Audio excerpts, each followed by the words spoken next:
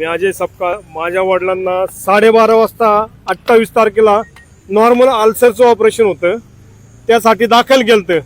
विशेष म्हणजे मी शिवसेनेचा वैद्यकीय मदत कक्षाचा शहर प्रमुख आहे शिंदे साहेबांचा.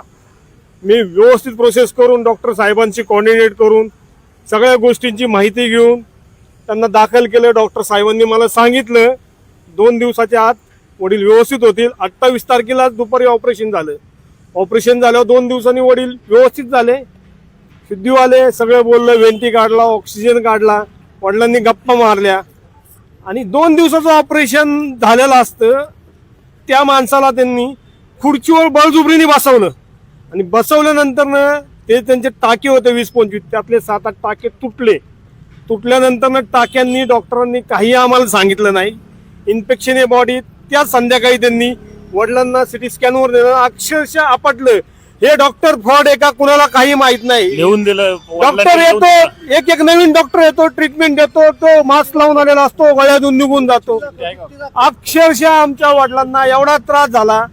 त्या डॉक्टरांना म्हणलं अल्सरचं ऑपरेशन आहे, त्यांनी त्यांचा फुफ्फुसात पाणी झालं सांगितलं, पण शेवटपर्यंत मला सांगितलं ना इन्फेक्शन आहे. आतड्यांचं त्यांचं ते जे टाके मारले ते टाके उसवलेत, त्यांनी शेवटपर्यंत नाही सांगितलं. त्यांच्या पोटात एअर बाहेर होती बुडबुड्या, तरी शेवटपर्यंत नाही सांगितलं. फक्त इन्फेक्शन आहे. हा फोटो बघा, हा आतड्यांचा फोटो माझ्या बापाचा. पेशंट डायलिसिस वर नेला पार तरी सांगितलं नाही. हे बघा 48 तासाचं डायलिसिस. हा फोटो. इन्फेक्शन असताना पेशंटची ट्रीटमेंट चालू आहे आणि इन्फेक्शन चालू आहे असं कंटिन्यू सांगत होते.